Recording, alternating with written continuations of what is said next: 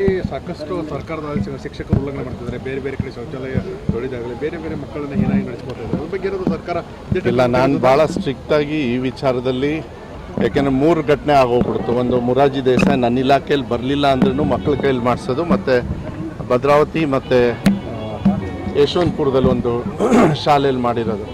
ಯಾವುದೇ ಕಾರಣಕ್ಕೂ ನಾವು ಅದನ್ನು ವಹಿಸೋದಿಲ್ಲ. ಈಗ ಹೊಸ ಒಂದು ಆರ್ಡರ್ನು ಕೂಡ ಮಾಡ್ತಾ ಇದ್ದೀವಿ.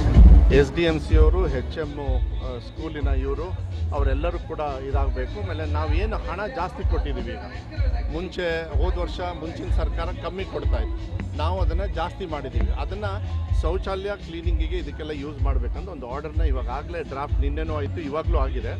ಮೋಸ್ಟ್ಲಿ ನಾಳೆ ಇಲ್ಲಾಂದರೆ ನಾಡ್ದು ಒಳಗೆ ನಾವು ಅದನ್ನು ಕೊಡ್ತಕ್ಕಂಥ ವ್ಯವಸ್ಥೆಯನ್ನು ಮಾಡ್ತೀವಿ. ಭಾಳ ಸ್ಟ್ರಿಕ್ಟಾಗಿ ತೊಗೊಳ್ತೀವಿ. ಇದು ನಾಟ್ ಅಲೌಡ್.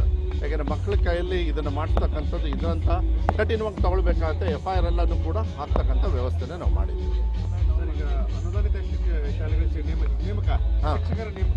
ಈಗ 13,000 ಮೊನ್ನೆ ತೊಗೊಂಡು ಆಗಿದೆ.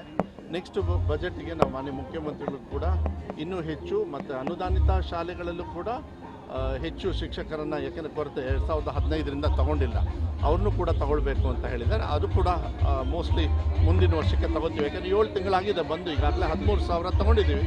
ತುಂಬ ಕೊರತೆ ಇದೆ, ಇನ್ನೂ 43,000 ಕೊರತೆ ಇದೆ. ನೋಡೋಣ, ಮಾನ್ಯ ಮುಖ್ಯಮಂತ್ರಿಗಳು ಜಾಸ್ತಿ ಕೊಡ್ತೀವಿ ಅಂತ ಹೇಳಿದ್ದಾರೆ. ಮುಂದಿನ ದಿನಗಳಲ್ಲಿ ತಗೊಳ್ತೀವಿ. ಈಗ ಕರವೇ ಕಾರ್ಯಕರ್ತರನ್ನ ಬಂಧನ ಮಾಡೋದು, ಇದು ಮಾಡೋದ್ರ ಮೇಲೆ ಕ್ರಮ ಎಷ್ಟು ಸರಿ ಇಲ್ಲ. ಅದು ಕನ್ನಡಿಗರು ಅಂತ ಹೇಳಿದಾಗ ಭಾಳ ಮನಸ್ಸಿಗೆ ನೋವಾಗ್ತದೆ.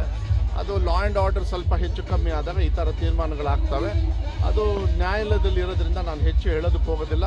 ಅವ್ರಿಗೂ ಗೌರವ ಕೊಡಬೇಕಾಗ್ತದೆ, ಇಲ್ಲ ಅಂತ ಹೇಳಲ್ಲ. ಅವ್ರು ಏನಿದೆ ರೂಲ್ಸ್ನ ನಾವು ಅನುಷ್ಠಾನ ಮಾಡತಕ್ಕಂಥದ್ದು ಕೊರತೆ ಇದೆ, ಅದನ್ನು ಮಾಡೋದು ಒಳ್ಳೆಯದು.